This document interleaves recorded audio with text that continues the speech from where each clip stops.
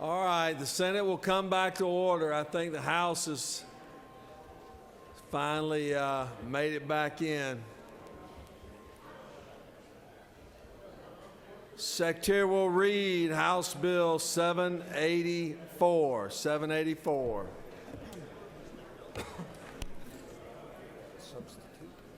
House Bill 784 by Representative Carson of the 46th and others, a bill to be entitled an act to amend Title 33 of the OCGA relating to insurance so as to provide that certain insurer advertising of promotional items not exceeding $100 in value will not be considered an unfair trade practice or an unlawful inducement, to provide for related matters, to repeal conflicting laws, and for other purposes. Mr. President, the Committee of the Senate on Insurance and Labor recommends that this bill do pass by substitute, effectively submitted by Senator Bethel of the 54th.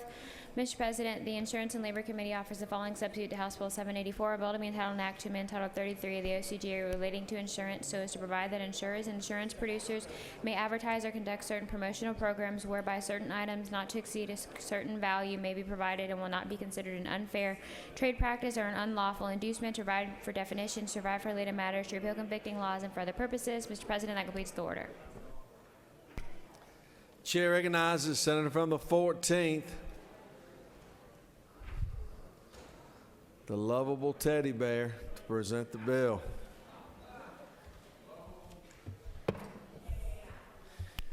Thank you, Mr. President, members of the Senate. I rise today for House Bill 784 to allow insurers and insurance producers to promote their products by giving away prizes and gifts not to exceed $100. All I can say in summary is, it's a bear when people in the insurance company cannot do what many other people can do in other industries. I'll yield the well, Mr. President.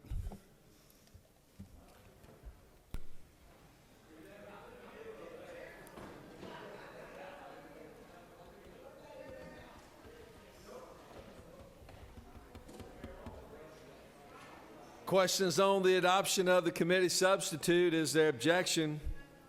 Without objection, the committee substitute is adopted. Does any other senator wish to speak for or against the bill? As the objection agreed on the report of committee which fair will pass the bill. Chairs none. Report of committee is agreed to. Shall the main question be now put? Are there any objections? Chairs none. Main question is ordered. Shall this bill now pass? Question is on the pass of the bill. All of those in favor of the bill will vote aye. Those opposed, no. Secretary, unlock the machine.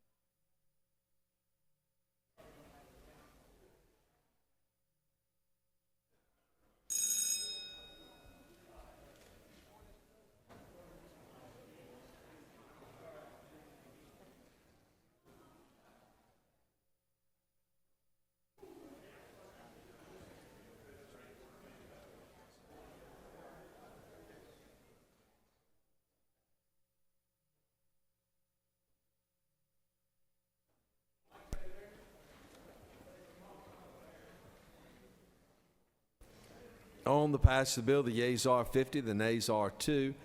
And this bill, having received the constitutional majority, is therefore adopted. Secretary will read House Bill 800. House Bill 800 by Representative Jaspers the 11th and others, a bill to be entitled an act to amend Code Section 43-50-3 of the OCGA related to definitions relative to veterinarians and veterinary technicians so as to clarify the scope of the veterinarian client-patient relationship, to provide for related matters, to repeal conflicting laws, and for other purposes. Mr. President, the Committee of the Senate on Agriculture and Consumer Affairs recommends that this bill do pass by submitted by Senator Wilkinson of the 50th. Mr. President, that completes the order. Chair recognizes Senator from the 20th to present the bill.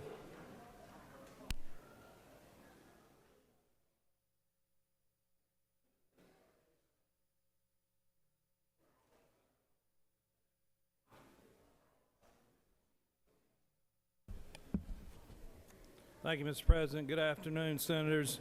It's a privilege for me to be able to come to you and ask for your support of a bill that will help agriculture, animal agriculture in particular. Agriculture is our largest industry, and I'm happy to carry something for them. This is a very simple bill. That's why they picked me to talk about it. What it simply does is updates the code to what is the modern accepted practice of veterinary medicine with regard to animal production, where you have, for example, a large farm that is a poultry farm, and you may have thousands or maybe even hundreds of thousands of chickens, for example. The veterinarian, if technically under the current code, the veterinarian technically would be required to go to each chicken house and I guess even look at each chicken, which of course is not feasible or practical. All this does is on line 20 and 21 changes that to where they can treat basically large flocks or large herds in the manner that they're currently doing. It's got the support of the Georgia Poultry Federation, the Georgia Agribusiness Council, the Georgia Cattlemen's Association, the Georgia Farm Bureau, Georgia Milk Producers, Georgia Pork Producers, and Georgia Veterinary Medical Association.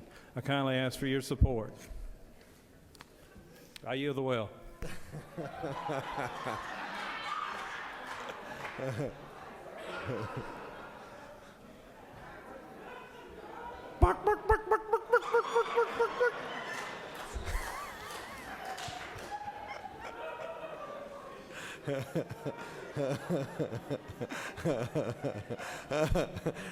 Chair recognizes Senator from the 31st. Mr. President, parliamentary inquiry. State your inquiry. Isn't it true that some senators learn to get out of the well quicker than others? Indeed they do, Senator. Indeed they do. Does any other senator wish to speak for or against the bill? As the objection agreed upon the committee which favor pass the bill, chairs none, report committees agreed to, shall the main question be now put? Are there any objections? Chairs none, main question is ordered. Shall this bill now pass? Question on the passage of the bill. All those in favor of the bill will vote aye. Those opposed, no. Secretary will unlock the machine.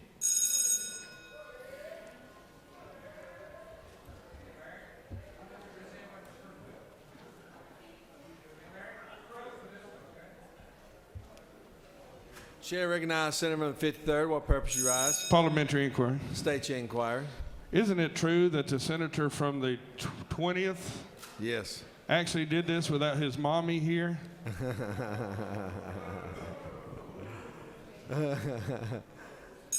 got a lot of friends in here, Senator. A lot of friends.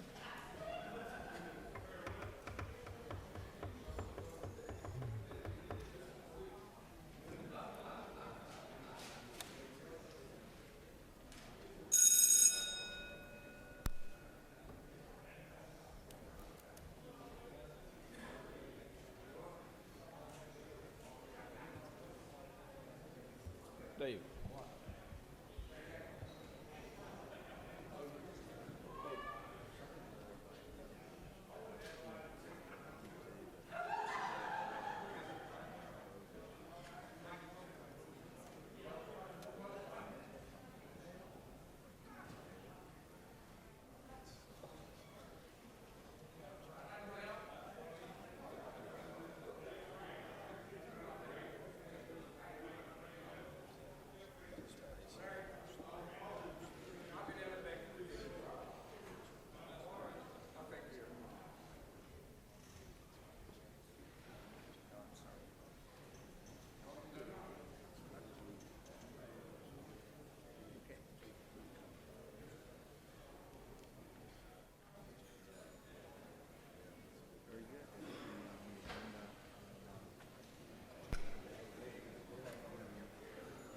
On the passage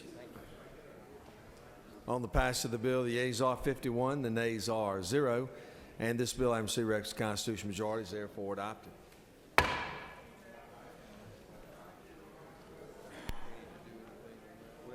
we've got one to do for Senator Jackson, and we'll just do that in this one.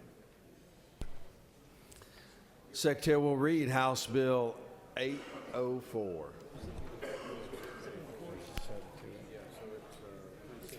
House Bill 804 by Representatives Mabra of the 63rd and others, a bill to be entitled an act to amend Code Section 15-6-2 of the OCGA relating to the numbers of judges of superior courts so as to provide for a fifth judge of the Superior Court to the Clayton Judicial Circuit, to provide for related matters, to provide for an effective date, to repeal conflicting laws and for other purposes.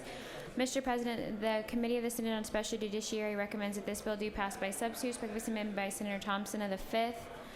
Mr. President, the Senate Special Judiciary Committee offers the following substitute to House Bill 804, a bill to be entitled an act to amend Code Section 15-6-2 of the OCGA relating to the number of judges of superior courts so as to provide for a fifth judge of the Superior Court to the Clayton Judicial Circuit, to provide for the appointment of such additional judge by the governor, to provide for the election of successors to the judge initially appointed, to prescribe the powers of such judge, to prescribe the compensation, salary, and expense allowance of such judge to be paid by the state of Georgia and the counties comprising said circuit, to provide for the manner of impaneling jurors, to provide for an additional court reporter for such circuit, to authorize the governing authority of the counties that comprise the Clayton Judicial Circuit to provide facilities, office space, supplies, equipment, and personnel for such judge, to declare inherent authority, to provide for related matters, to repeal conflicting laws and for other purposes.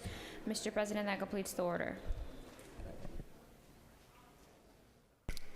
Chair recognizes Senator from the 5th present the bill.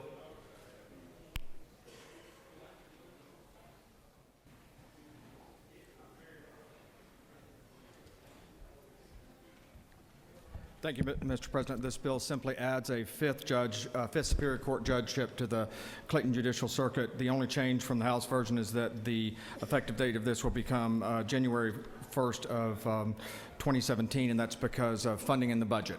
If there are no questions, I'll yield for the well and ask you to pass this much-needed bill to add an additional judgeship in the Clayton Judicial Circuit. You do have one question. Chair recognizes Senator 29. Thank you, Mr. President. Will the senator yield? Yes. I may have missed this in your presentation, but is this additional position been recommended by the AOC? That was my understanding when the bill was presented in committee, yes. And will the senator yield for one additional question? Yes. Is it your understanding that there is funding in the budget for this position? There's funding in the budget for this position as per the committee substitute version with the effective date being January 1, 2017. So the way we have done it here, yes, it's funded. Thank you, Senator.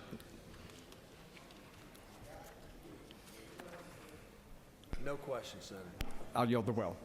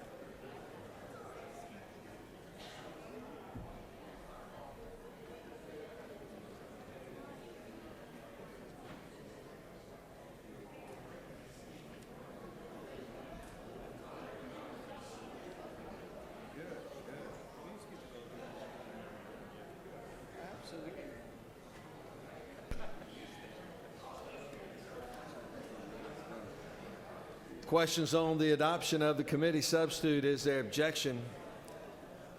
Without objection, committee substitute is adopted. Does any other senator wish to speak for or against the bill? Is there objection? Agree on the report of committee which fail pass the bill. Chair is none. Report of committee is agreed to. Shall the main question be now put? Are there any objections? Chair is none. Main question is ordered. Shall this bill now pass? Questions on the pass of the bill. All those in favor of the bill will vote aye. Those opposed, no. Secretary will unlock the machine.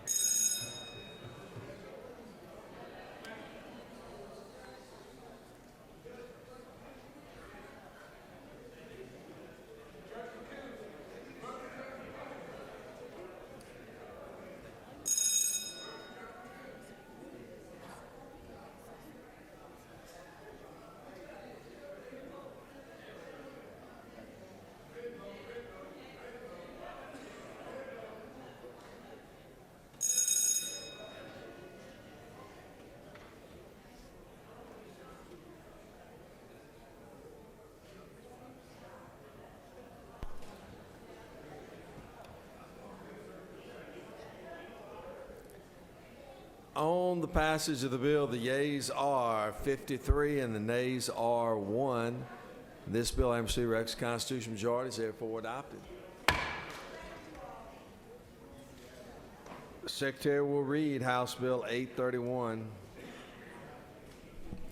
House Bill 831 by Representative Smyer, the 135th, and others, a bill to be entitled an act to amend Part 4 of Article 3 of Chapter 2 of Title 38 of the OCGA relating to rights, privileges, and prohibitions for certain military personnel so as to require that private employers reemploy certain members of any reserve component of the armed forces of the United States who have been discharged or suspended from employment by his or her employer due to being called into active state service, to provide a short title, to provide for related matters, to repeal conflicting laws, and for other purposes.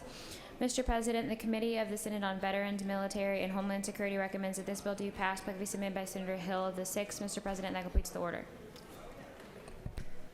Chair recognizes the distinguished senator from the 15th. Thank you, Mr. President. House Bill 831, this legislation would simply extend reemployment rights for National Guard members who are called into state service during a natural disaster to apply to the Georgia employees who are members of other states' National Guards or other military reserves. It passed the House unanimously. I encourage your approval of this measure. There are no questions, Mr. President. I would yield the well. Have one question. Chair recognizes Yes. senator from the 54th for a question. Thank you, Mr. President. Will the senator yield? Yes. Senator, is it not true that many of us, like yourself, represent border communities where significant numbers of our citizens who serve in this capacity do so in other states? Yes, that is correct. And will the senator further yield? Yes, Is it not true that the senator well understands what it means to serve? absolutely, sir. Appreciate you. For Thank you, your Mr. President. Input. No further question, Mr. President. I would yield the well. Thank you, Senator. No Thank further you. questions. Urge your approval. Thank you. Does any other senator wish to speak for or against the bill? Is there objection, agree, and the Port of Committee which fail to pass the bill? Chair is none. Port of Committee is agreed to. Shall the main question be now put? Are there any objections? Chair is none. Main question is ordered. Shall this bill now pass? Questions on the passage of the bill. All those in favor of the bill will vote aye. Those opposed, no. Secretary will unlock the machine.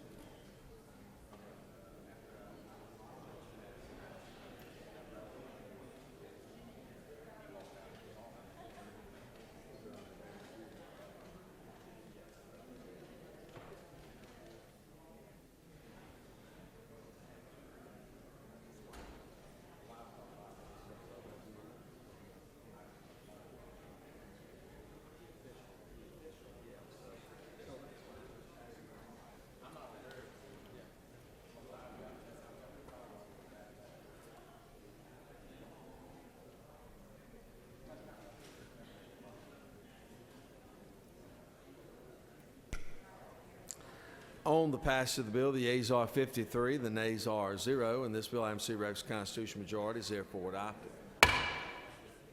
Secretary will read House Bill 851.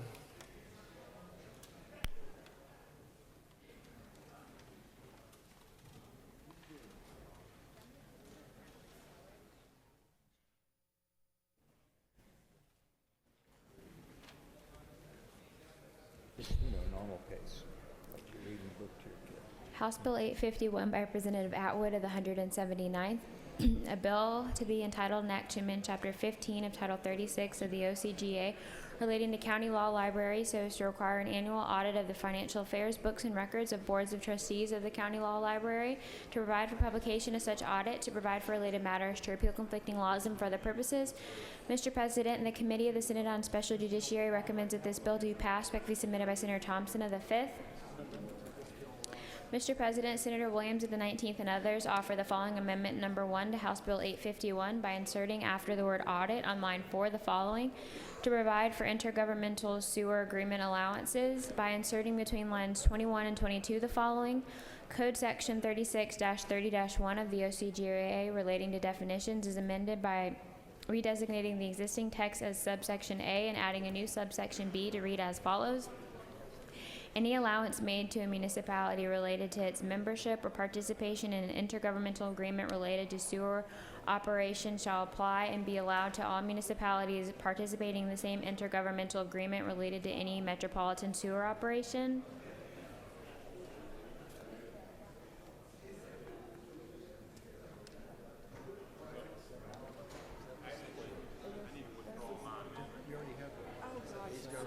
He's going to withdraw the amendment.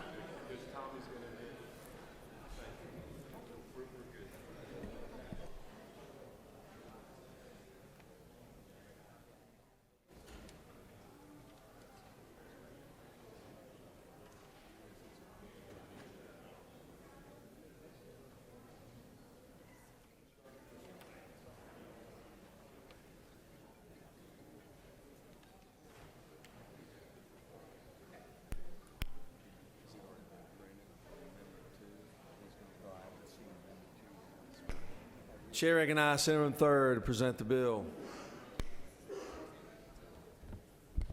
Thank you, Mr. President. Currently, a small portion of certain filing fees in civil cases go to support the law libraries in each county. House Bill 851 simply requires that the county accountant or a county internal auditor perform an annual audit on those funds. They're not performed now under the law, and this is just good housekeeping to encourage transparency and to ensure that those funds are being used properly. Mr. President, unless there are any questions, I'll yield the will.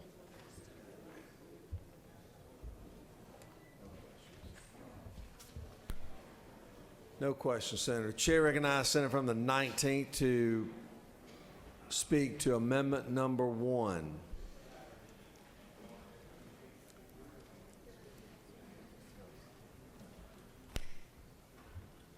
Thank you, Mr. President. I do not represent College Park, but this is an effort to help some of my colleagues that do represent College Park. And I have met with the mayor, and they do have some needs out there that's trying to address in this amendment. Currently, well, several years ago, we passed the most tax, which allowed for a 1-cent sewer tax in Atlanta. Part of that agreement was you had to have 85,000 gallons per day to qualify. Even Atlanta didn't qualify with 85,000 gallons. So they had to do intergovernmental agreements with other cities, one being College Park. What this amendment asks is that any city that is part of that agreement should also be allowed to put on a referendum a 1% sales tax for sewer purposes. College Parks deals with Atlanta Airport. It's a huge imposition to them to be able to take that sewer, as well as they've got a lot of expansion out there without being able to afford the upgrade. So this is an attempt to help them be able to upgrade their sewer system by putting on the ballot a 1% sales tax for sewer. You do have a question. Chair recognizes Senator from the 48th, President Pro Tem. Will the senator yield for a question? I will. The original most tax was authorized for the city of Atlanta because they were under a federal court order to repair the sewer system. Right. Is that right? That's right. Do you know if the city of College Park is under the same federal court order? Well, they do have, I don't know if they're under the same court order, but I do know they have a lot of growth out there. You know, Chick-fil-A's headquarters out there, Coke has a big facility out there, and they got a lot of growth out there, and there's just no way for the citizens of College Park to stand increase in their water rates and sewer rates without this. Will Senator yield for one other question? Yes, I will. And I don't know the answer to the question that I asked you, or this one either. Do you know how this will affect the cap that the county's under in terms of authorizing additional T-SPLOST?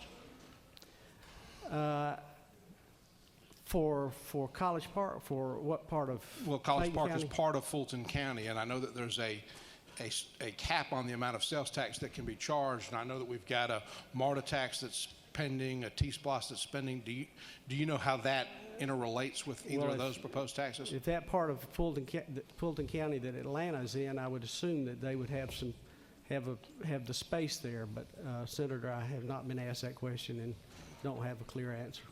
Thank you. Chair can ask him for the 39th for a question. Will the senator yield? I will. Follow up on that question. Isn't it true that the additional sales tax here would not meet the ceiling for that sales tax? Isn't that true? I'm sorry, I got a call from my brother who's in partners with me. Okay. Ask the question again. I'm sorry. That's how little brothers are sometimes. They intrude. But isn't it true that any additional? I'm trying to cut this dang thing off here.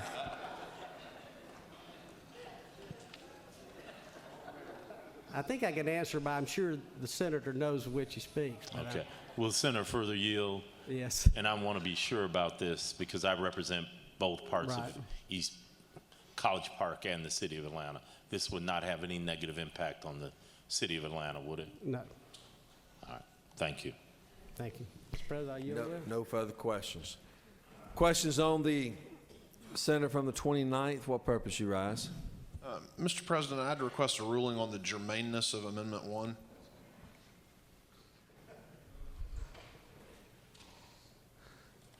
All right.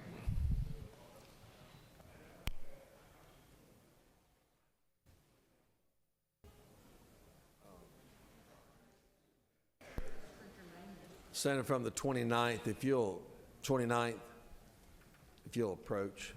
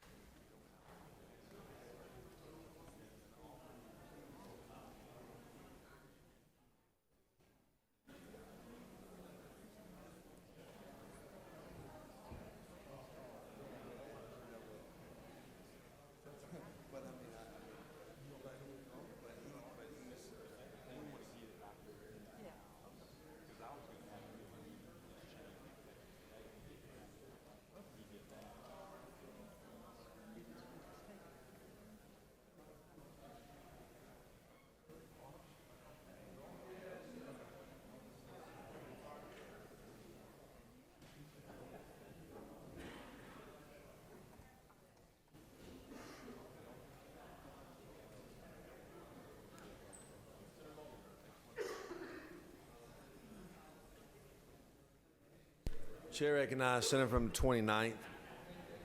President, I withdraw my request for ruling on germaneness.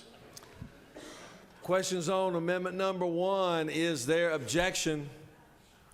Without objection, amendment number 1 is adopted. Does any other senator wish to speak for or against the bill? Is there objection? Agreeing the Port Committee which fail to pass the bill.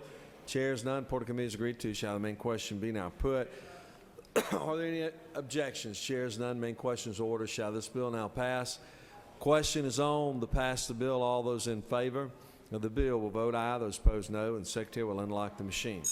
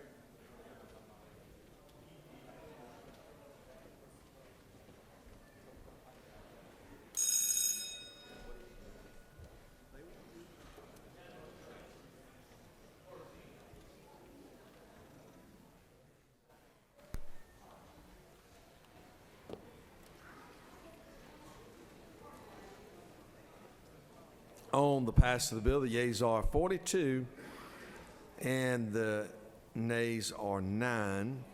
And this bill having received Rex constitutional majority is therefore adopted.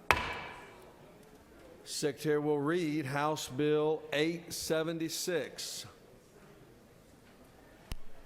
House Bill 876 by Representatives Perkel of the 155th and others, a bill to be entitled an act to amend Chapter 6 of Title 4 of the OCGA relating to livestock dealers and auctions so as to update license and surety requirements of livestock dealers and livestock market operators, to provide for publication of duly licensed dealers and operators, to eliminate requirement for submission to certain reports, to correct cross-references and provide for uniformity, to repeal conflicting laws and for other purposes. Mr. President, the Committee of the Senate on Agriculture and Consumer Affairs recommends that this bill do pass by substitute, respectfully submitted by Senator Wilkinson of the 50th.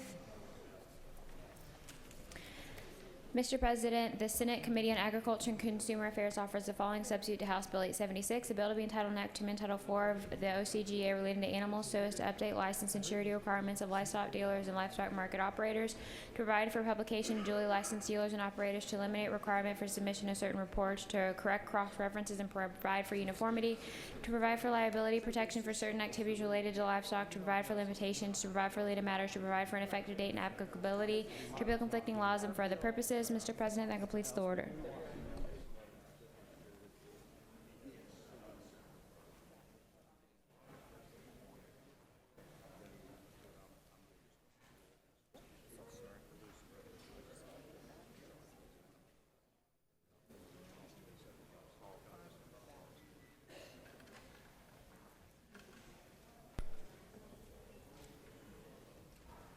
Chair recognizes Senator from the 7th to present the bill.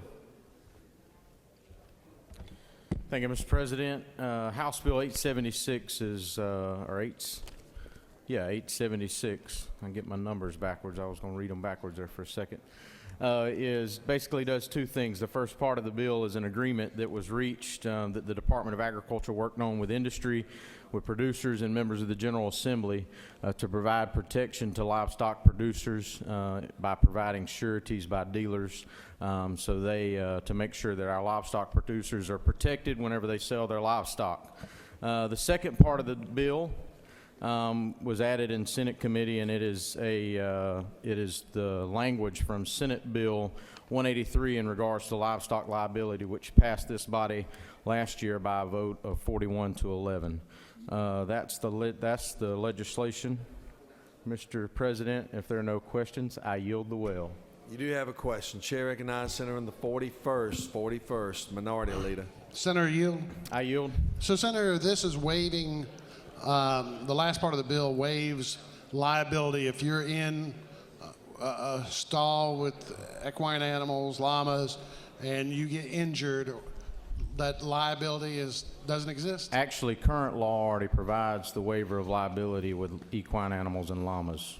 But this is an extension of that? This extends that to other livestock such as cattle and hogs and sheep and goats. And Senator, further yield. I yield. Why do you think that's necessary? I mean, don't you think we're taking this too far? If we're so worried about protecting these people from liability, don't you think that there might be unintended consequences? I think the way that it is written, that the producer or operator or owner has to post a sign that says that there is inherent danger if you come onto these premises, is notification that you're going into an area that you could possibly be injured. And so therefore we should protect the producer, owner, or the operator. Chair recognizes Senator from the 45th. But Senator Yield. I yield. Senator, I know we're not supposed to disclose private conversations, but isn't it true that there was going to be an amendment about the adoptable dog, and that was pursued, and that we're not going to do that, but the members of the Agriculture Committee are willing to work with me next year on that particular issue? The lady is correct, and I would say to the senator from the 45th, we look forward to working with you on that issue, and we appreciate your taking the willingness to work with us on that issue going forward. Thank you very much. Thank you.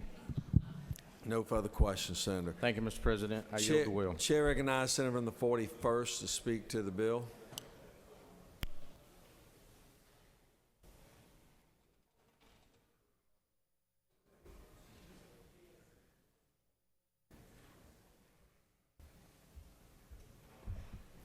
Mr. President, members of the Senate, you know, these bills look good to please some business interest, maybe when it's on the floor, but when one of our constituents is later injured and hurt and cannot seek a remedy because we've cut off that opportunity, I think we're doing a blatantly unfair thing to our constituents. This bill will allow people who, through no fault of their own, are seriously injured from being able to seek any type of recourse. Listen, this is a slope you can roll down. You could say it's inherently dangerous for car mechanics, but we need more car mechanics, and say there's no liability there. It's not necessary, number one. Number two, if people feel they have no chance of being sued, often they will not put the safeguards in place. They become less safe environments because you've taken away that economic conscience that hovers over all of us when we have liability. Ladies and gentlemen, we've debated this before, and we limited the scope very narrowly, the equine and llama bill. This extension creates a lot of hazards for our constituents and the people of Georgia. You know, going around, you look at the warning signs in later in section 12 or 13, you know, posting up that Georgia law means that you are not going to be safe and that you won't have liability sue is not enough. We need to make sure that people are working and living and traveling through safe environments. And if they are not, if someone has inherent dangers, the court can decide what type of liability that should be meted out to those owners. The court can make that decision and help protect the consumer and the citizens. So I urge you to say nay on this bill. Now, you should vote no on this bill. It doesn't bring jobs to Georgia. We have one of the most robust economies right now in this area. It doesn't make Georgia safer for our constituents because, as we said, operators of these venues may grow less safe because of lack of liability. It doesn't make it easier to get a state fair. It just increases the likelihood Georgians will be hurt and not have a remedy to seek. I'll yield if there's any questions.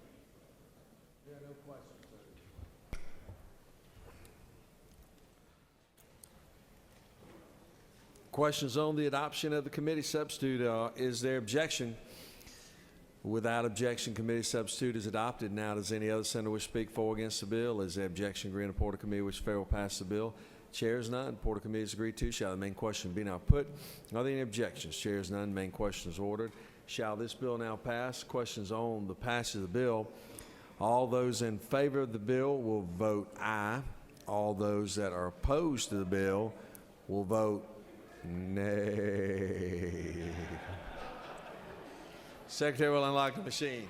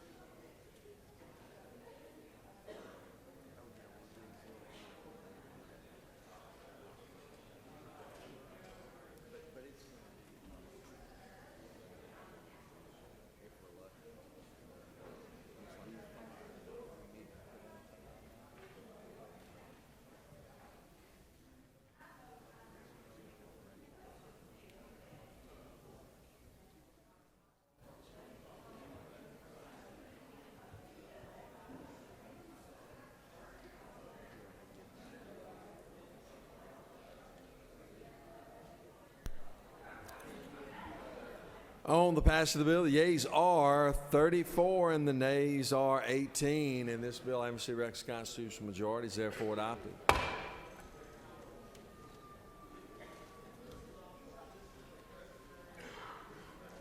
Secretary will read House Bill 899. 899.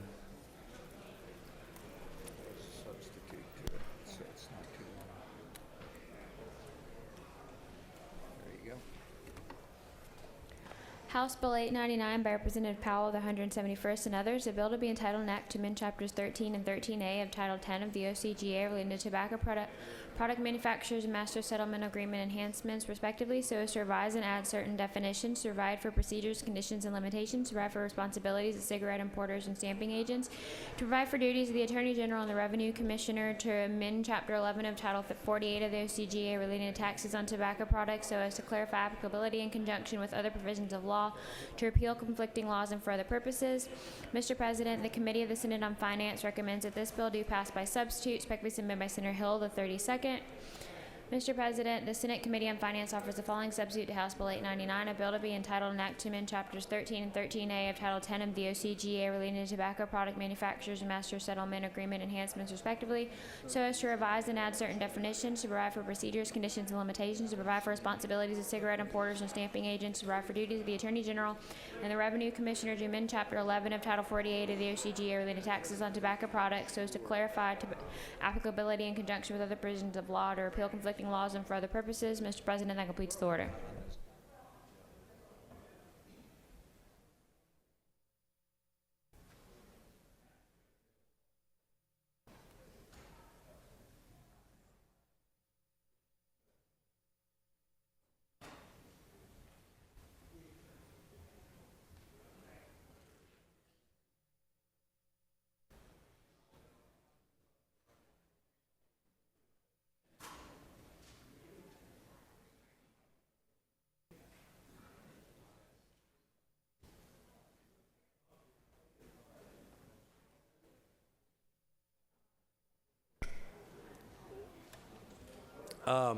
They're passing out some documents just for your information only, regarding what the House is taking up.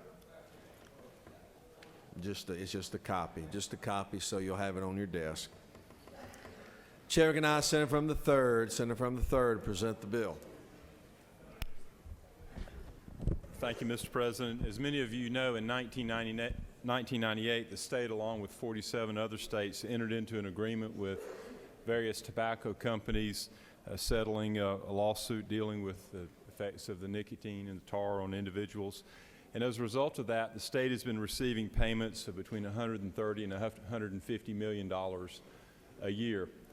After that agreement, the state also entered into an agreement with companies that were not a part of that settlement agreement. And it requires them to pay some funds into an account which are to be used in case other claims are brought against those companies as well. As a part of that settlement agreement, the master settlement agreement with the original companies, the state is required to make sure that those companies are adequately paying those funds into the escrow account, and we're also to maintain certain standards for the management of those accounts. If we do not do that as a state, then that can reduce the obligation under the 1998 settlement of those companies to pay the tobacco funds, and it could cost the state a significant amount of money. House Bill 899 enacts those requirements, and it will ensure that those funds are protected and that the state will continue to receive the allotments that it's currently receiving. Mr. President, unless there are any questions, I yield the will. No questions, Senator. Thank you. Questions on the adoption of the committee substitute. Is there objection? Without objection, the committee substitute is adopted. Now, does any other senator wish to speak for or against the bill? Is there objection? Grant a report of committee which fail to pass the bill. Chair is none. Report of committee is agreed to. Shall the main question be now put? Are there any objections? Chair is none. Main questions ordered. Shall this bill now pass? Questions on the passage of the bill. All those in favor of the bill will vote aye. Those opposed, no. Secretary will unlock the machine.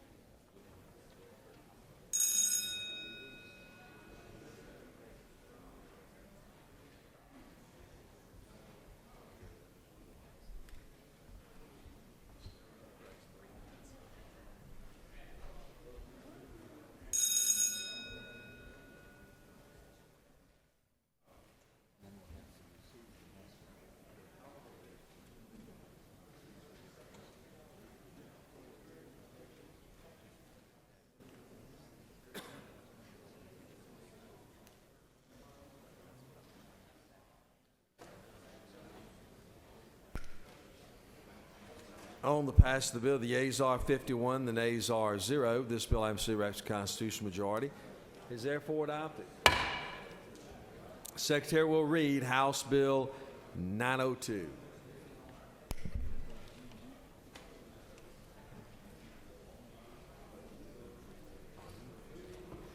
House Bill 902 by Representative Dempsey the 13th and others, a bill to be entitled an act to amend Article 1 of Chapter 7 of Title 31 of the OCGA relating to regulation of hospitals and related institutions, so as to provide for educational information on influenza disease to residents of assisted living communities, to provide for statutory construction, to provide that no cause of action is created, to provide for related matters, to repeal conflicting laws, and for other purposes. Mr. President, the Committee of the Senate on Health and Human Services recommends that this bill do pass. Back be submitted by Senator Unterman of the 45th. Mr. President, that completes the order.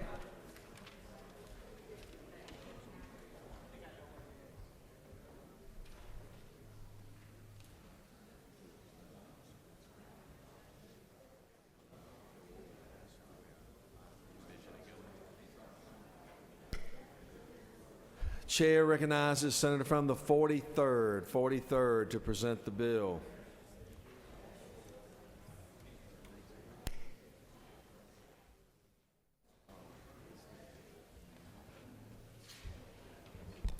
Good afternoon, Mr. President and Senate colleagues. Today I present before you House Bill 902, and I'd like to ask for your consideration for this bill. It would establish in assisted living facilities that they'd be required to inform the people in their care about influenza and the benefits of the flu shot vaccine if they decide to take it. And this would actually help reduce the number of deaths and hospitalizations throughout the year. Currently, 90% of the people that have that suffer from seasonal flu and result in deaths, 90% of those people are 65 or older. So this is just a great opportunity for them to be better educated. If there are no questions, Mr. President, I yield the well. You do have a question. Chair recognizes Senator from the 34th for a question. Thank you, Mr. Chairman. With the Mr. President, I'm sorry. With the Senator Year? Yes. Senator, I heard you say if they choose to take the vaccine, if they choose not to, then what? It's just it's an informational piece, so they would not be required to take the vaccine. And what all vaccine, if you're further yield, are we talking about? All of them? Just the flu vaccine. Just the flu? Yes.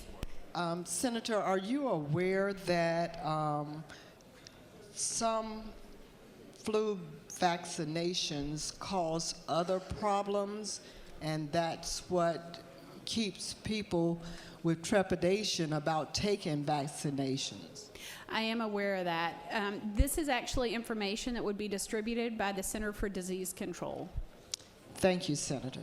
Thank you. Mr. President, I yield the well. Thank you. Does any other senator wish to speak for or against the bill? Is there objection, agree, and report of committee which favor pass the bill? Chair is none. Report of committee is agreed to. Shall the main question be now put? Are there any objections? The chair is none. The main question is ordered. Shall this bill now pass? Question is on the pass of the bill. All those in favor of the bill will vote aye. Those opposed, no. Secretary will unlock the machine.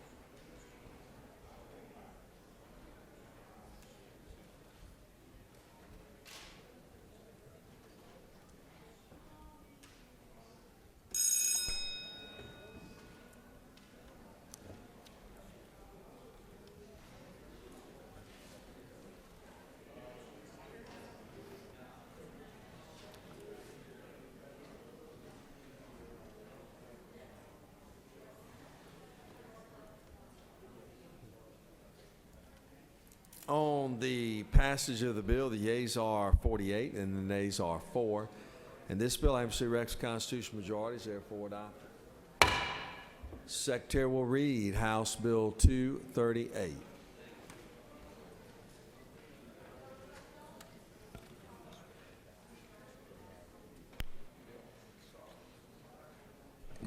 House Bill 238 by Representative Harbin of the 122nd and others, a bill to be entitled an act to amend Code Section 48-8-3 of the OCGA relating to state sales and use tax exemption so as to provide a sales tax exemption for tangible personal property used for or in the renovation or expansion of an aquarium owned or operated by an organization which is exempt from taxation under Section 501c3 of the Internal Revenue Code, to provide for related matters, to repeal conflicting laws, and for other purposes. Mr. President, the Committee of the Senate on Finance recommends that this bill do pass by substitute. Respectfully submitted by Senator Hill, the 32nd. Mr. President, the Senate Committee on Finance offers the following substitute to House Bill 238.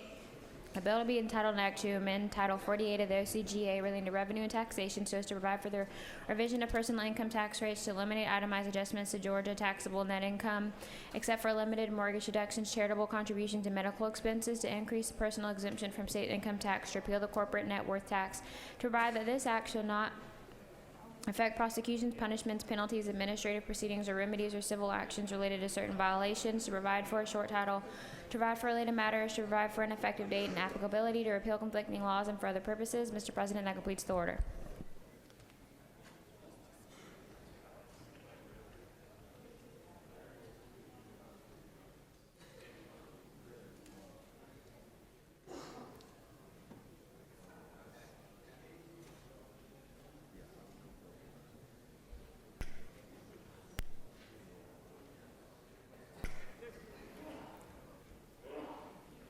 Chair recognizes Senator from 32nd. Present the bill.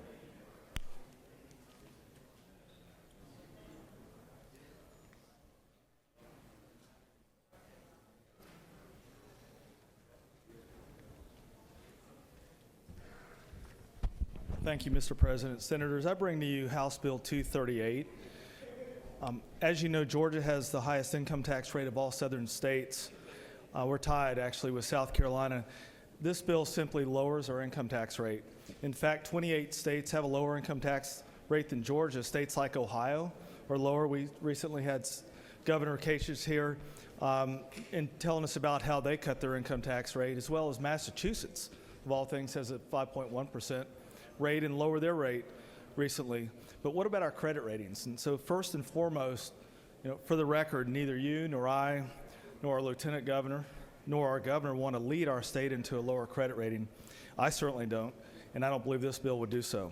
Another interesting fact is that 9 states have no income tax at all, no state income tax, and 3 of the 9 have a AAA credit rating like Georgia does.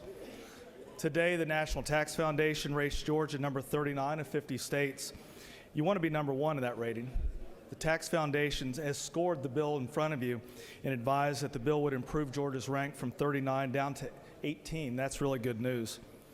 It would make us, as a state, a lot more competitive. So we're not plowing any new ground. North Carolina's already successfully done this measure over the last 3 years. They're one of those 15 states also with a AAA credit rating. And they dropped their rate from 7.75 to 5.49%. Passage of this bill gets us below North Carolina. Most tax reform bills are pretty complex. They're hard to explain, but not this measure before you. This bill is different. It's simple, it's straightforward, and probably can be explained in about 30 seconds. A tax bill in 30 seconds, you're going, wow. So let me begin. It reduces your personal income tax rate from 6% to 5.45% and flattens it. Raises your personal exemptions for you and your dependents by $2,000 per person. So that's $8,000 increase in your exemptions for a family of 4. Maintains all charitable deductions, all medical, puts a cap on mortgage interest at $25,000 a year, eliminates the marriage penalty, and repeals the corporate net worth tax for small businesses. Senator for the 9th. This is a fiscally modest, responsible measure and approach to lowering our state income taxes, which hasn't been done in about 79 years. With North Carolina lowering their state income taxes, I believe it's wise for us to do so in a fiscally responsible way to stay competitive. They've kept their AAA credit rating. I believe we'll do the same. We've had testimony over the summer months towards that end. And I believe this is the right thing to do for us to remain competitive, especially in light of the blessing we've had of tremendous revenue increases. I think it's about time to take a little bit less money from Georgians so they have more money to save, invest, and spend to raise their own families. With that, Mr. President, I'll yield for a question or two for the sake of time, but otherwise I'll yield the well. Chair recognizes Senator in 42nd for a question. Thank you, Mr. President. Will the Senator yield? I will. Senator, was this legislation passed by the House? Legislation, HB 238 started in the House, and it was a measure that was over there with Representative Ben Harbin, and we adopted this measure on top of House Bill 238, the original bill. Does any of 238, the original 238, remain or no? No. No, none of that remain. Okay. Now, Senator, I'm a little concerned because some of the data I've seen on this suggests that while there would be a tax cut, it would mostly inure to the benefit of those that are well off, such that, and I'm just curious to hear if that's under your understanding at all, that the bottom 80% would gain less than $100 a year, but the 1% would receive $2,850 off their taxes a year. And can you speak to that? Yes, I will. That information you have before you is not accurate. It's not from the Georgia State, as well, their fiscal research office. Actually, it's the opposite. The reason we increased the personal exemptions by $2,000 per person is to offset any adverse effect of this measure, and so we've done that. And actually, those people in the lower income tax bracket actually benefit more than anybody, and some would suggest those in the higher tax bracket don't at all. I'll yield for one more question for the sake of time, because we've been here quite a long time. You want to move us along. How much did you say this would cost us? The first year was fiscal note showed $79 million. The next year would be $218 million. We can do that in a fiscally responsible way. We've had over $1 billion increase in our supplemental budget this session, and I believe it's $800 million in the budget we passed out of here the last several days ago. So it's a wise thing to do. Lastly, North Carolina did the same thing, but they brought theirs down from equivalent of 6% to 3.75%. We're knocking ours down from the equivalent of 6% to 5.9, equivalent in apples and apples. And North Carolina's done so, and they had more money. They had about $500 million more dollars than they expected, because when people have more money to save, invest, and spend, they'll do so, and your revenues rise. With that, Mr. President, I'll yield the well. Thank you. The senator has yielded the well. He's not accepting any more questions. Chair recognizes Senator from the 41st, the minority leader, to speak to the bill.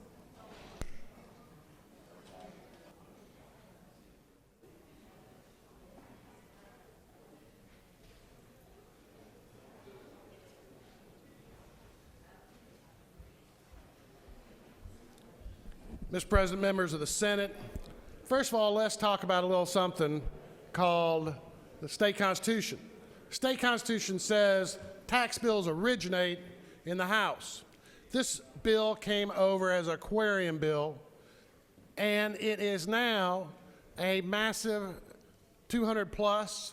The author says in 2 years it'll be 230 million or something. Could be up to 400 million from the Georgia Budget and Policy Institute. A large tax cut has nothing to do with aquarium. It's starting in the Senate, and that's not the way it's supposed to be done. Number one. Number two, a large tax cut, dropping our top tax rate, making changes in things that people have depended on, like mortgage deductions and other tax deduction structures, is something that should be in a comprehensive measure, not tacked on to a dead fish, a dead aquarium bill. This is bad public policy, and it's not the way to get things done to promote a state as great as Georgia, and I think the members of this chamber know this. Members in your districts have counted on their mortgage deduction. Realtors know that, and they don't like the fact that this is in the bill. Number two, the tax breaks, no doubt, are going to the richest Georgians. You know, we hear every day from Democrats and Republicans running for president that they're concerned about the disparity in wealth in this country, a disparity that has grown each and every year that I've been in office for over 22 years. You know, this is not a good thing. And I put to you that this type of tax measure is what is part of the problem. We continue to put more regressive taxation on the middle class and poor and making more tax breaks for the rich. That is part of the problem that we've created this disparity. It goes back to a philosophy of trickle-down economics, that we make some people richer and that later it will trickle down to the middle and working class. That is not proven out in economics. I only have a bachelor's degree in economics, but I got some degree in economics, and you can see it in the workplace, you can see it in your neighborhoods, you can see it in your communities, that there is a greater gap between the rich and the poor. And this just stimulates that. The senator from the 42nd brought up, and the author of the bill discounted the fact that the breaks go to the richest. But that is in fact what happens in this bill. Even with the deductions that he's put in place, the majority of the money that will be going out in tax breaks will be the wealthiest Georgians. The bottom 20% do not benefit at all from this bill. And the top 20% get almost half the tax breaks generated by House Bill 238 now. So we have taken an aquarium tax bill. We have made it a mechanism to give the richest Georgians a tax break and to make sure that the working class Georgians get very little tax break or no tax break. But what they see is an effect in their schools. They see their school funding lag behind and more kids in their classroom. They see effect in how the Department of Natural Resources protect our water and the clean type of environment that we need to succeed and thrive. We see it when we don't have any money in our general fund to appropriate for transportation. You know, we passed the transportation tax last year, which helped a little bit, but it was, some say, only half of what the Chamber of Commerce and other business leaders said Georgia needed to get where we needed to go. I'm not saying that we should not entertain thoughts of tax cuts or look at the income tax in a comprehensive strategy, but when you take an aquarium bill and you tack on a $400 million, or the author said in the second year, $213 or $18 million tax cut, and you send it over in the last 3 days of the session, you're not showing the citizens of Georgia that you're serious about governance. And you're not showing middle-class Georgians or working Georgians that you care at all about their interest to bring a reduction in the disparity of income in our state.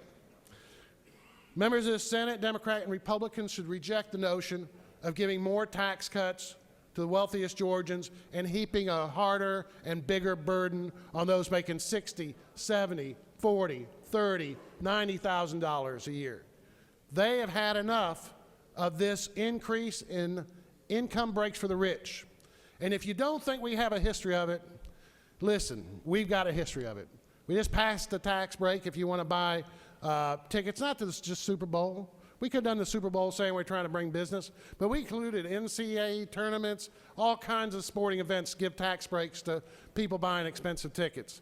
You know, in 2010, we showed a real example of what we were about when we passed a $1 billion tax cuts on capital gains tax that, thanks God, the Republican governor vetoed. But in the same year, we passed a $22 million tax increase on the poorest Georgians, taking away the low-income earned tax credit that we had promised Georgians that we would give them when we raised the sales tax in Georgia from 3% to 4% in 1989. You know, the type of attack that we are putting on the middle class in this state is being recognized. And I urge you to look more fully at your tax plans, to work out a comprehensive strategy, to put this fish bill back in its boat and sink it. Because this once aquarium bill, which now is a tax cut of hundreds of millions of dollars. Will affect your public schools, it will affect your public community, your education system, your roads, and other things that we tackle in the budget, health care, if it were to pass. But more importantly, I think if you look at it closely, you'll find it is not fair, it is not appropriate, it is not the best way for Georgia to move forward in tax policy. So I ask you to please defeat House Bill 238, and I would be happy to yield the well for questions. You have some questions. Chair recognizes Senator 26 for a question. Does the senator yield? Senator, I'm honored to yield to long-serving member. If you turn to page 5 of the so-called substitute, section 4, the language there, and I'm trying to understand it because I don't have my CPA here with me, but is that language limiting me to $25,000 in mortgage interest and all deductibles? Absolutely. And you know, one thing that some people say that's a high amount, mortgage interest deduction. Most of us probably have less than that. But you know, times change. And it's certainly not even appropriate to send that signal in the market that we're looking at capping mortgage interest deductions, because that is something, you know, we've all been promised, citizens have been promised. To make those changes, I think, sends a kind of a ripple through the real estate market a little bit that Georgia may not be friendly to those mortgage interest deductions, which we've always held as a very important matter. And as house prices rise and prices go up, more and more people will be affected by doing away with that. I've had a realtor call me saying he was concerned about that being in this bill, and I am concerned about it also, but that's what it is in the bill. Yes, Senator. Would the gentleman further yield? I yield. Isn't it true a lot of us lost a little money in the stock market, so we decided to put our money on something that we could touch and hold on to? Absolutely. And so invested now, in their residence. Isn't it true then that those of us now who do that take a chance on holding on to that little that we got because we don't invest in the stock market? And now isn't it true I'm finna get penalized because I go out and dabble in real estate? Absolutely, Senator. That could happen to you if you invest your money in your residence there.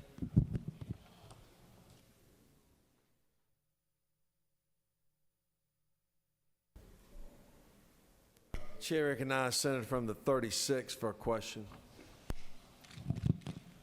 Thank you, Mr. President. Does the senator yield? I yield. Thank you, Senator, for your full-throated opposition to this bill and pointing out the fact that we're fundamentally tromping on the state constitution when we get over here in the Senate and craft tax policy that didn't come from the House first. Isn't that right? Certainly, it's not the intent for us to be crafting the tax policy of the state. And isn't it true that with this aquarium bill being doctored up the way it's been done in this new version, that a lot of Georgians already feel like they're going down for the third time? They're gasping for air now. They're drowning in debt. And the whole state could go underwater when we start whacking away at our tax revenues in this careless manner. Isn't it true? Well, Senator, it definitely appears to me that when we're talking about, you know, capping ad valorem tax, doing constitutional amendments in this faction, that faction, that we should be looking at a comprehensive plan.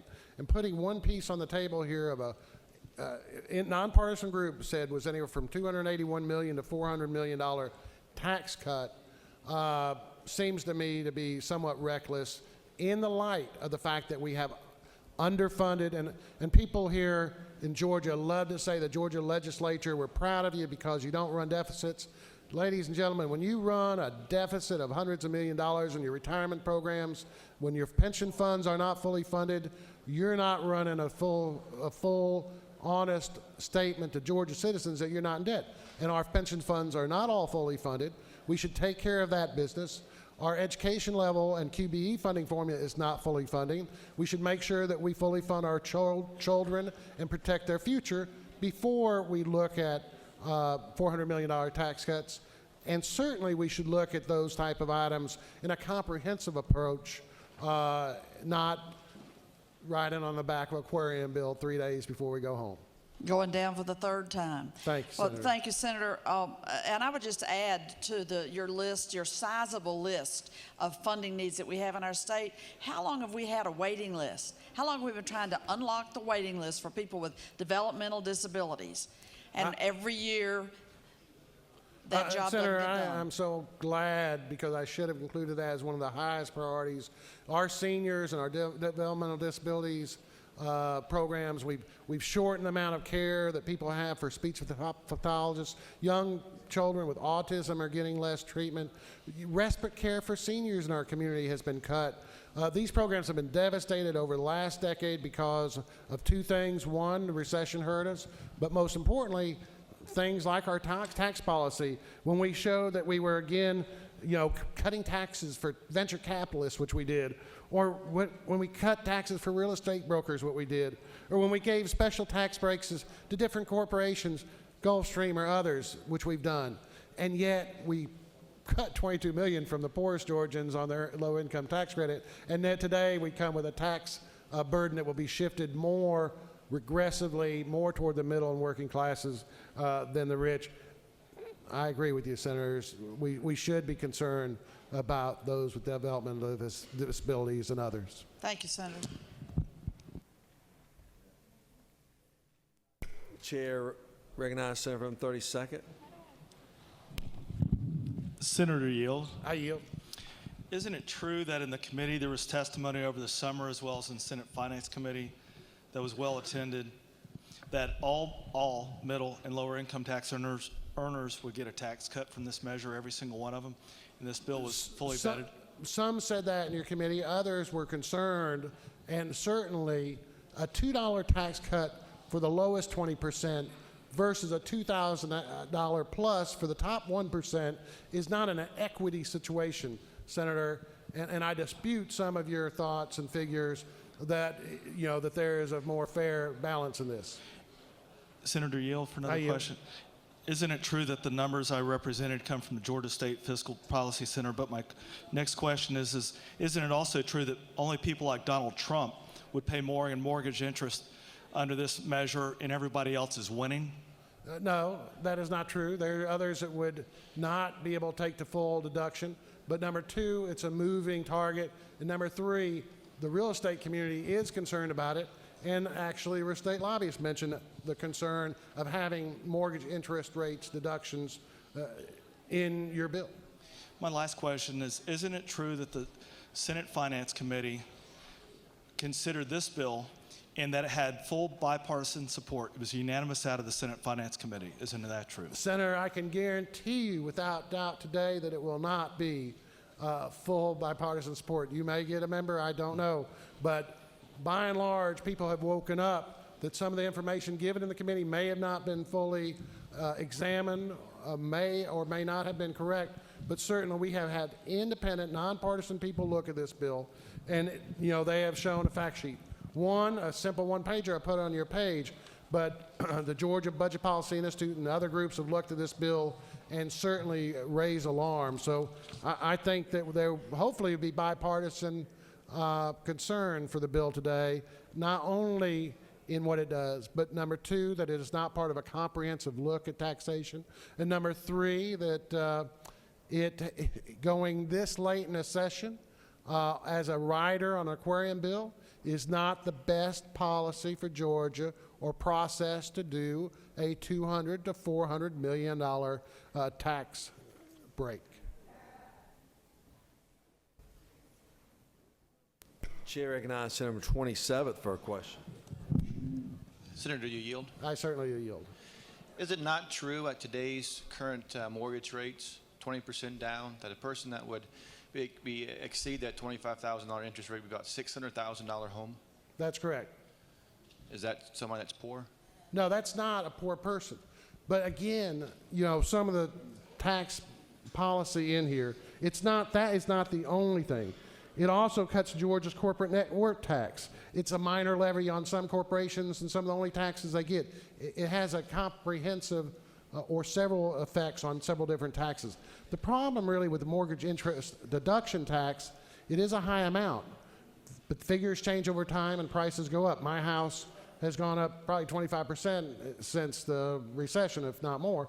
But also, the fact that we're even bringing it up has a chilling effect on some realtors and some of the business out there saying, this is going to be on the table for Georgia. We're going to start taking away mortgage interest deductions. What will it be next year? Will it be $10,000 next year? Without it being, I think, properly vetted and thought out, it's a dangerous road to go down on the back of aquarium bill in the last 3 days. But I appreciate your point. It is a high number, and many can dismiss it because of that. I would urge the senator from the 27th and others not to dismiss it as raising concerns for Georgia and the real estate community. And one last question, if you'll yield. I yield. Has the budget not gone from just over $15 billion to almost $24 billion in the past couple of years? No, that's not accurate. But it has gone up from a recession low of maybe $18.2 billion state money to 23.7, or Senator from the 4th could give you all the numbers. There has been a growth. But when we look at the growth of over 4 million Georgians coming in the last few years, that 4 million more Georgians are coming by 2040, when we look at changes not only in population, and we look at the areas that we have cut in the past and need to replace in the budget, I would say this to you. You know the facts. Georgia is one of the lowest tax states in the country. That means we have one of the lowest funded governments in the country. So therefore, I wouldn't be overly concerned that we're at too aggressive a level right now. I'd be concerned with the fact that you know that we have anywhere from some of the Republicans' estimates, $160 million in unfunded education funding or austerity cuts still out there. Some people say more.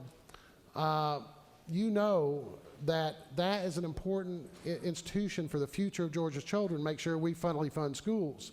And you should be focusing on making sure that we invest in Georgia's children. This bill doesn't get us there. This bill is not part of a comprehensive approach. And if you put a bill like this in, I hope you put a little thing on the back of it saying, okay, we're going to pass a $300 million tax cut, and we're going to take $100 million from Georgia's schools. We're going to take $100 million from Georgia's health care for the elderly and the disabled, and we're going to take $100 million from our higher education and colleges. Put that on there, and let's see how people like that, okay? Thank you. Thank you. No further questions, Senator. Chair recognizes the senator from the 39th. Speak to the bill.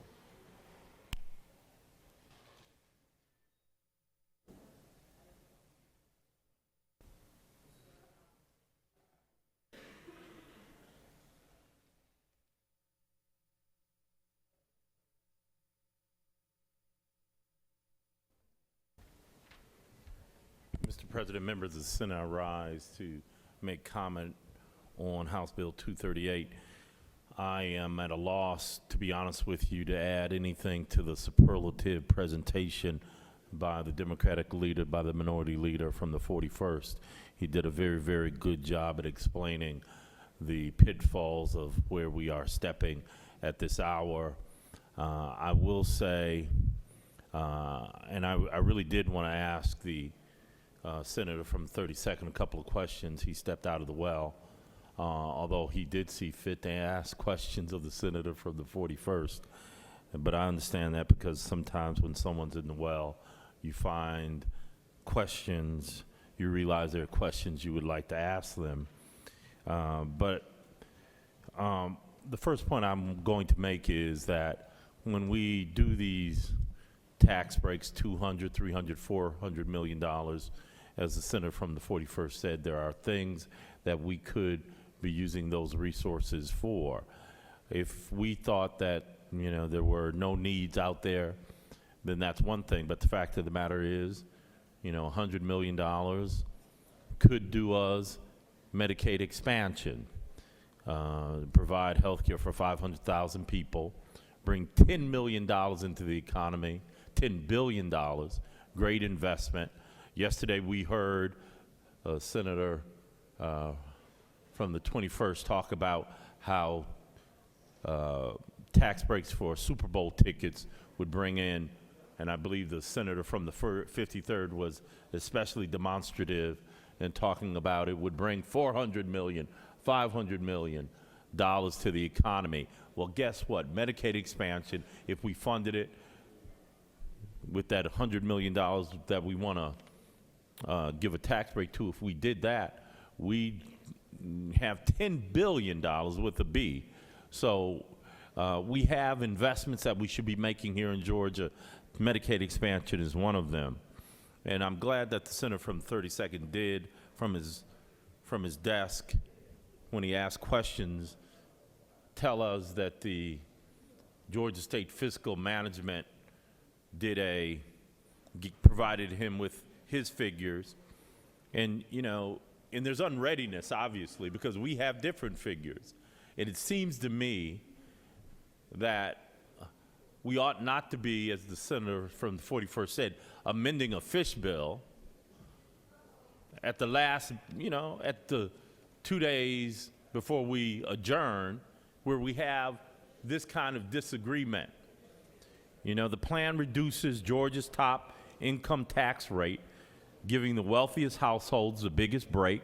The highest income households, that is those who earn more than $100,000 a year, would get the largest tax cut, with those in the top 1% making $500,000 a year more, receiving nearly $2,850 annually.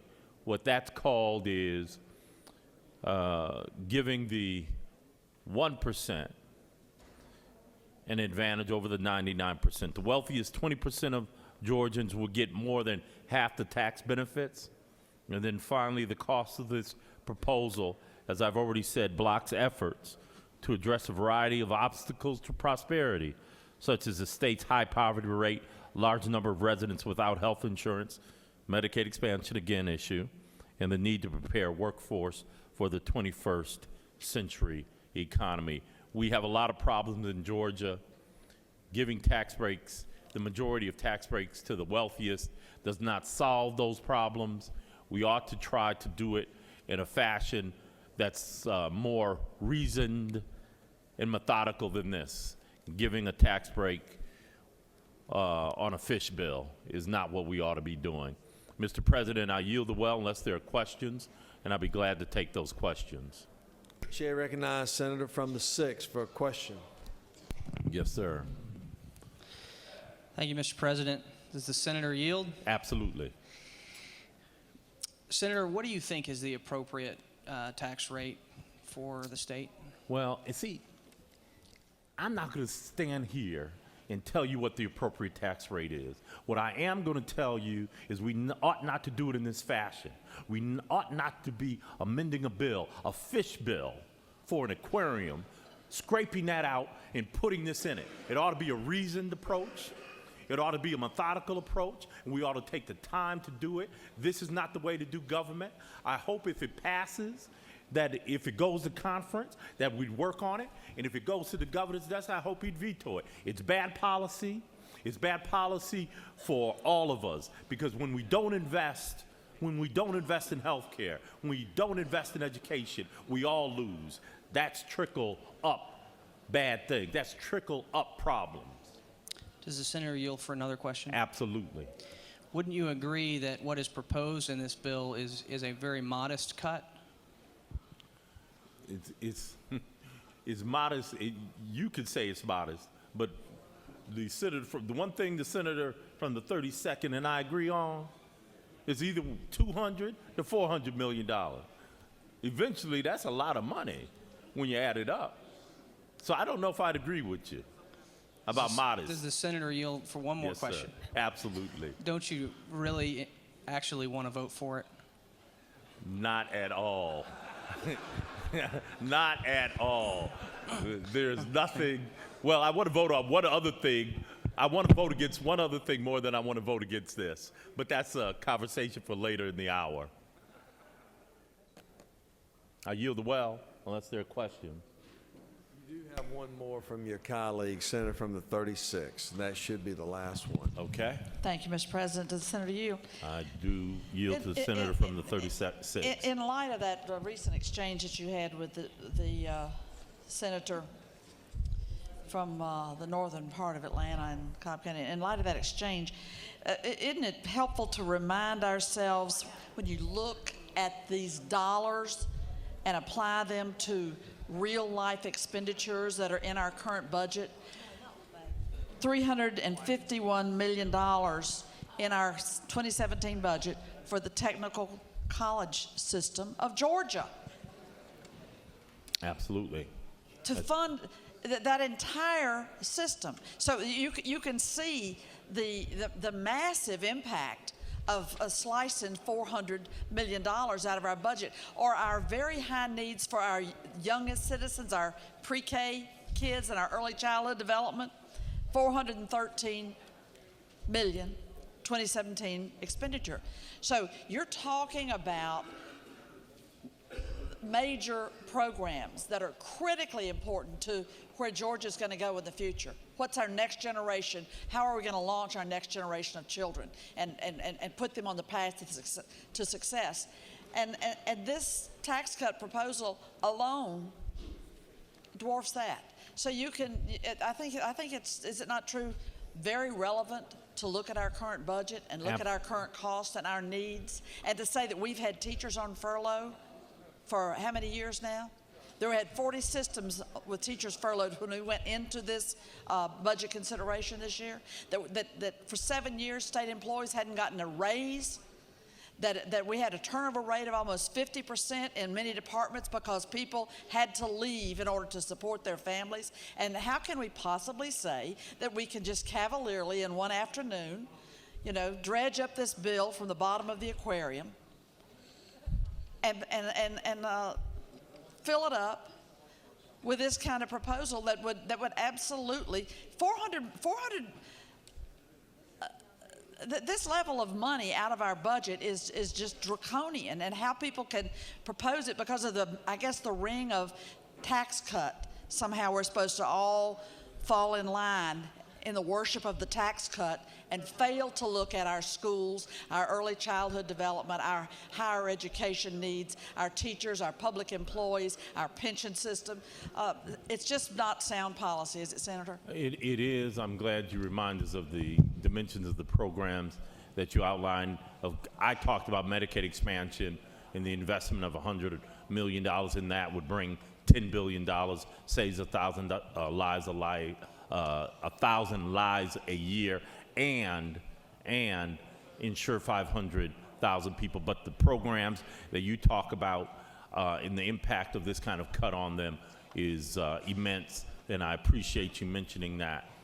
I yield the well unless there are questions, Mr. President.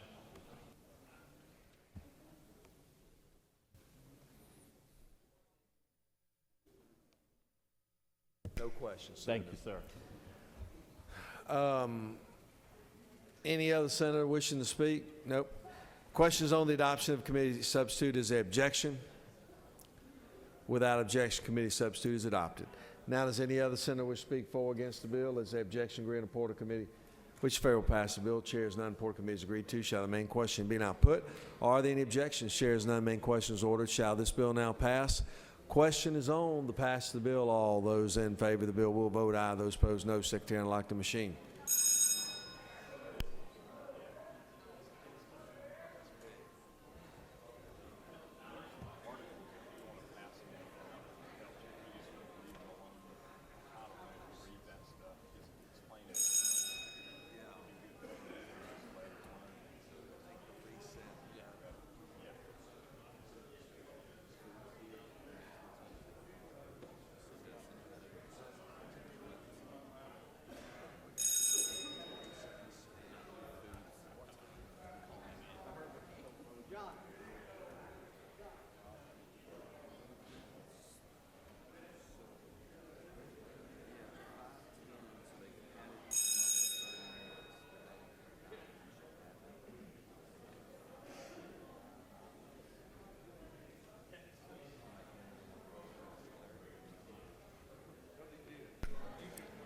on the passage of the bill. The yeas are 35, the nays are 17, and this bill, MC records constitutional majority, is therefore adopted.